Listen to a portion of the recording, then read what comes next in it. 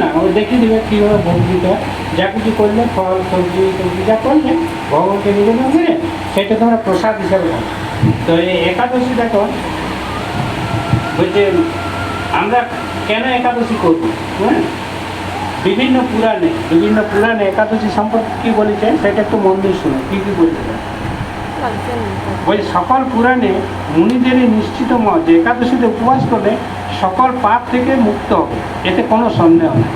কোথায় বলছে? ব্রহ্ম বৈবর্ত পুরাণ, মানে একটা পুরাণ আছে, সেই পুরাণে বলছে যে একাদশীতে যে যদি পালন যে করবে সে সমস্ত পাপ থেকে মুক্ত হয়ে যাবে। শ্রী যমরাজ ব্রাহ্মণকে বলছে, যমরাজের ব্রাহ্মণকে বলছেন, হে ব্রাহ্মণ, যাদের পুত্র একাদশী ব্রত করে আমি শাসনকর্তা যম হয়েও বিশেষ রূপে তাদের নিকট ভীত হই। মানে যমরাজ পর্যন্ত ভীত হয়। যারা একাদশী করে তাদের কাছ থেকে যমরাজকে সবাই ভয় পায়, কিন্তু যমরাজ ভয় পায় যে একাদশী করে। তাই বলছে যমরাজ নিজে বলছে যে একাদশী ব্রত করে আমি নিজে ভীত হই তাদের নিকট। একাদশী ব্রত পরায়ণ সেই মহাত্মারা বলপূর্বক স্বীয় শতপুরুষ উদ্ধার করে। মানে তোমরা একাদশী করতে মানে তোমার বাবা তার বাবা, তোমার বাবা তার বাবা, মানে মাতাজির এবং তোমার 21 পিঢ়ি উদ্ধার, মানে কত তোমাদের মানে যে একাদশী ব্রত। তো বলছে শতপুরাণ, এটা কোথায় বলেছে? পদ্মপুরাণ বলে একটা শাস্ত্র আছে। মানে আমাদের যেমন এই ধরো ভোট হচ্ছে, কত কী হলো, এটা কী হিসাবে হচ্ছে? সংবিধান আছে, ভারতের একটা সংবিধান, সেই অনুযায়ী কেউ নিজের, মোদিও নিজে করে না, মমতা নিজে, সংবিধানের সেই অনুযায়ী সব চলছে। তেমনি এই যে আমরা কথাটা বলছি এটা হচ্ছে আমাদের সংবিধান, এই শাস্ত্রে বলা। তো বলছে একাদশীতে যে উপবাস, ইহাই সার, ইহাই তত্ত্ব, ইহাই সত্য, ইহাই ব্রত, ইহাই সম্যক প্রায়শ্চিত্ত। মানে সমস্ত প্রায়শ্চিত্তের অনেক রকম প্রায়শ্চিত্ত আছে, কিন্তু একাদশী হচ্ছে মানে খুব জোর প্রায়শ্চিত্ত। মানে এই একাদশী গেলে আর কিছু ব্রত পালন করা দরকার। এটা কোথায় বলছে? ব্রহ্ম বৈবর্ত পুরাণ।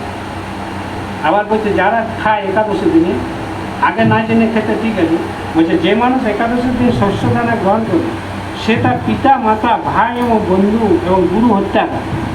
মানে এতগুলো হত্যা করে, মানে মা বাবা গুরু হত্যা করে যারা একাদশীতে।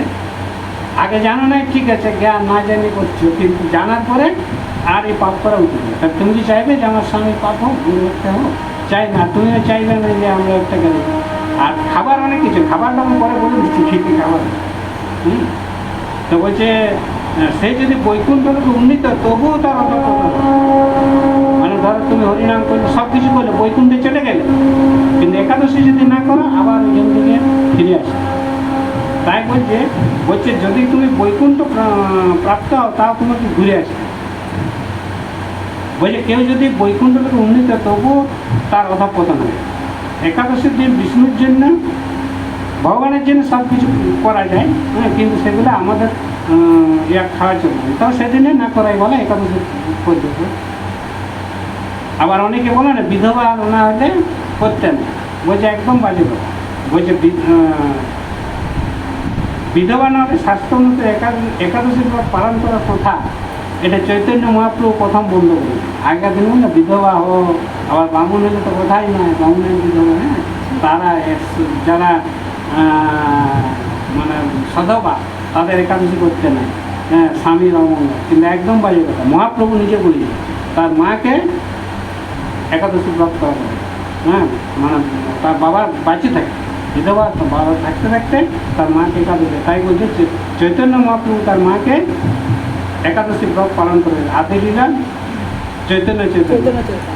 অনেকের ধারণা পুরী ধামে শ্রী জগন্নাথের প্রসাদ ভক্ষণ দোষাবহ নয়, কিন্তু এটাও ঠিক না।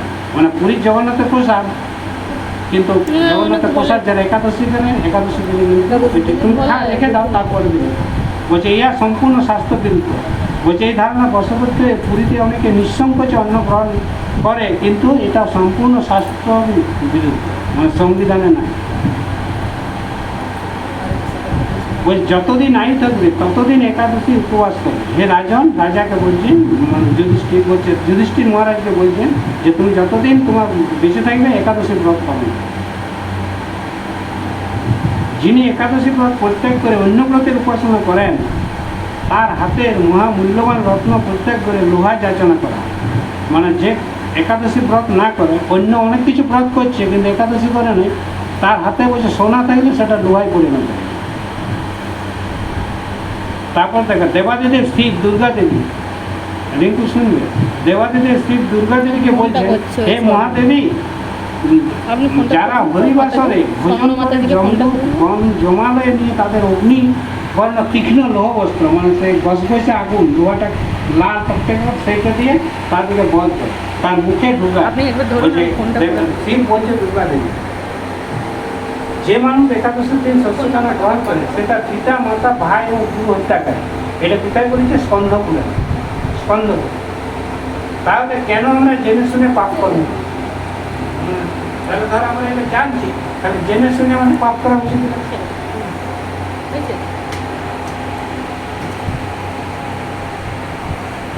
বলছি এই ব্রত কারণ যে পালন করে জগতে প্রসিদ্ধি লাভ করে, ব্রহ্মহত্যা, গোহত্যা, ভ্রূণ হত্যা, পরনিন্দা, পরস্ত্রী পরায়ণ, মিথ্যা ভাষণ প্রভৃতি গুরুতর পাপ যেটা সেটার থেকে মুক্ত হয়ে যায় শুধু একাদশী ব্রত পালন করে।